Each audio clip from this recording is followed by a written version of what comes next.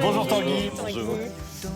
On aime bien cette petite chanson. Oui. C'est celle que vous avez choisie, ça s'appelle Doux. Et c'est de notre fameux Jean-Jacques Goldman. C'est ma chanson de sortie de scène en fait. Je finis mon spectacle comme ça et je trouve que à la place des sempiternelles chansons, vous savez, sur le masculinisme et sur les hommes forts, je trouve qu'une chanson justement sur le fait qu'on peut être sensible et doux, ça résonne, je trouve, à notre époque un peu. Et nous, ça nous met un peu de douceur dans notre matinée aussi. Ça Exactement, ça nous fait du bien. bien. 1er novembre, voilà, faut y aller cool. Ouais, voilà, on est d'accord. C'est ça. Sinon j'avais Iron Maiden, mais je Oui, non, bah, merci de vous être Non, oui, là-dessus. voilà, c'est ça.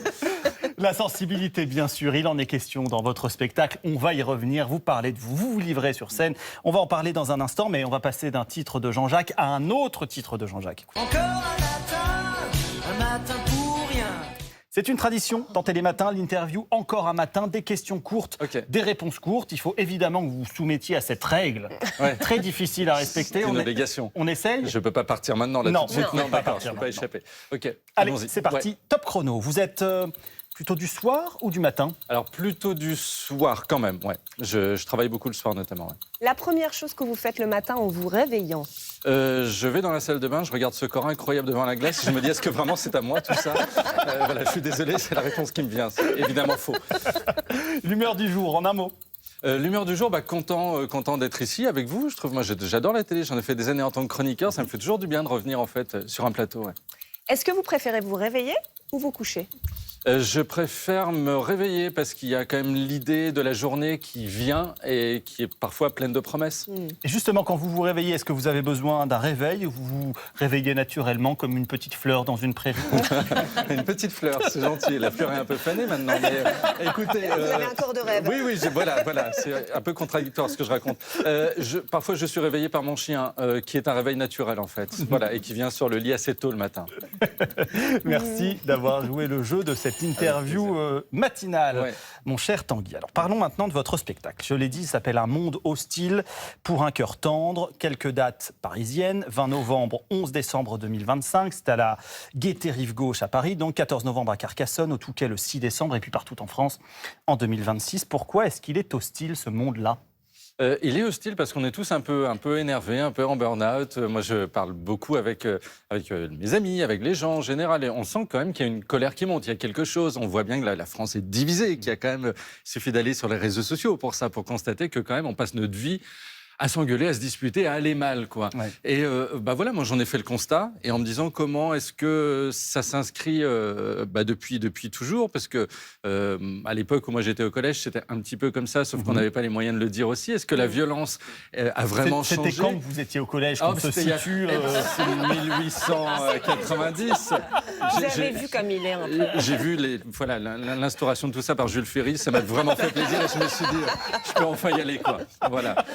Et donc, j'ai voulu un peu retracer une histoire de la violence, finalement, à travers mon histoire à moi, et en quoi ça a changé, ce vers quoi on peut aller ensuite. C'est-à-dire que, est-ce qu'on va réapprendre à se parler un peu, à être de nouveau un peu les uns avec les autres, si tant est que ça n'ait jamais existé d'ailleurs. Mais voilà, peut-être une histoire de réconciliation. Les réseaux sociaux, vous y êtes plus du coup? Alors, j'y suis, mais j'ai franchement limité, voilà, parce que effectivement, je me protège. Oui, parce que trop violent, parce qu'à la suite de certaines chroniques, j'ai des centaines de messages qui arrivent, et avec immédiatement des menaces de mort, parce que c'est vraiment très commun en fait sur les réseaux. Ouais. Très rapidement, des gens veulent votre décès. Oui. Donc il y a assez peu de passages intermédiaires. Oui, c'est ça. Non. Personne ne souhaite un petit évanouissement ou un malaise vagal, quoi. Donc on va tout de suite sur le décès, voilà, par décapitation. Enfin des choses. Puis on apprend qu'il y a différents décès, en fait, différentes sortes d'attentats. Voilà, donc c'est quand même parfois violent. Et j'essaie de me protéger de ça, effectivement, en y étant pas trop, mais juste assez pour dire quand même que je suis là et que je continue mon travail. Et vous voulez nous apprendre ou réapprendre à mettre un peu de douceur aussi dans ce monde. C'est aussi ça votre spectacle. Ouais. Alors on vous connaît pour vos chroniques, pour vos livres. On va parler du dernier dans un instant. Mais à la question pourquoi vous aimez particulièrement le spectacle vivant, vous donnez une réponse sur scène. On va regarder un petit extrait. Et c'est ça que moi j'aime dans le spectacle vivant, et c'est ça que fait le spectacle vivant en fait.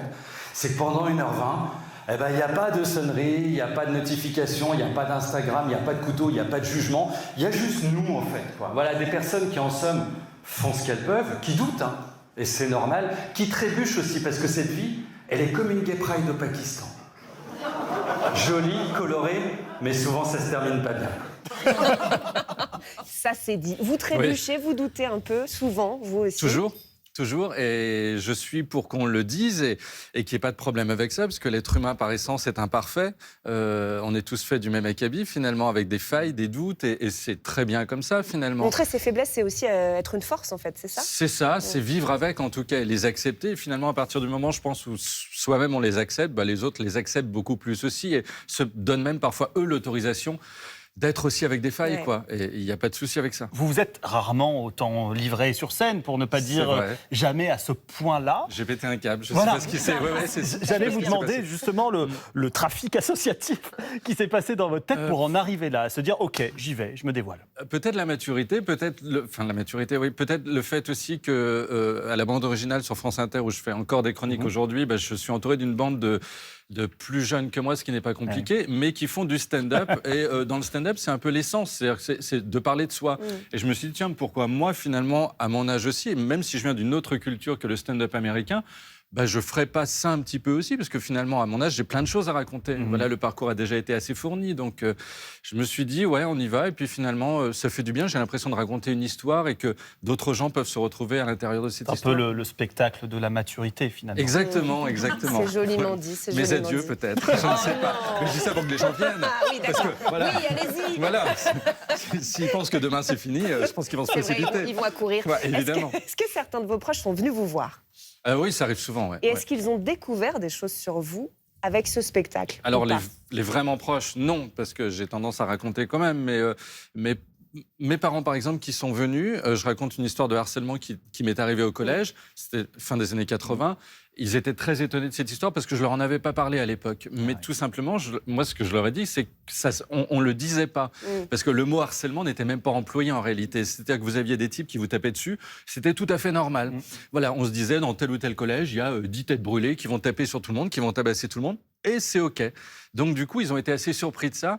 Mais je leur ai expliqué que c'était pas eux le problème. C'était l'époque. C'est-à-dire qu'on racontait pas ça et on racontait rien d'ailleurs. Quand on parle de c'est libération vrai. de la parole, C'est elle vrai. est à propos de tout et c'est assez récent. Avant, on racontait rien du tout. Alors, Je ne sais même pas de quoi on se parlait. vous parlez de vos... On parlait pas. Du temps, moi j'étais en Bretagne, donc on parlait beaucoup du temps. Qui était toujours le même d'ailleurs. hein. Oui. Voilà. le même qu'en ce moment, Exactement. tout en France. Oui, c'est encore vrai. C'est encore vrai. Voilà, voilà. Vous parlez de vos doutes, vous l'avez dit, Ouais. mais aussi, je crois que vous aimez avoir raison. En tous les cas, il y a un petit livre qui vient de sortir qui m'a beaucoup amusé, qui est l'art d'avoir toujours raison quand on est de droite. Ouais. Le pendant quand on est de gauche existe, mais ça Oui. n'est pas vous Non. qui l'avez écrit de fait. C'est aux éditions du Rocher et c'est une espèce de manifeste d'arguments foireux et de mauvaise foi, si on résume. Vous trouvez? Oui. C'est parce que vous êtes de gauche, non? Non, je sais pas. Parce que...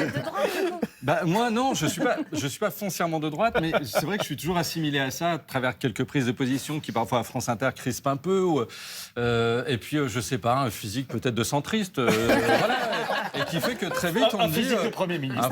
voilà, Sébastien Lecornu, c'est moi en quelque sorte. D'ailleurs, je tourne après en réunion. On est peut-être la même personne potentiellement. On n'a jamais été dans la même pièce. Mais voilà, et je me suis dit, tiens, je vais jouer avec ça, en fait, avec toutes ces critiques que j'ai toujours. Tiens, celui-ci, c'est un humoriste de droite et tout. Et en donnant des clés au peuple de droite qui n'a pas le droit véritablement d'être de droite, parce que culturellement, la France est de gauche, mais je veux dire, dans la réalité, elle est plutôt de droite, parce que la population est vieillissante. Donc je me suis dit, on va quand même donner des clés au peuple de droite pour être fier de ce qu'il est. Et en fait, c'est 15 arguments pour, dans un dîner, éclater les gauchistes. Voilà. Non, mais voilà, éclater. Pas de violence, vous disiez Non, tout à l'heure. non, mais éclater verbalement. C'est un ouvrage de J'avais bien rhétorique. compris. Oui, de rhétorique. Non, t'as pas dessus quand même.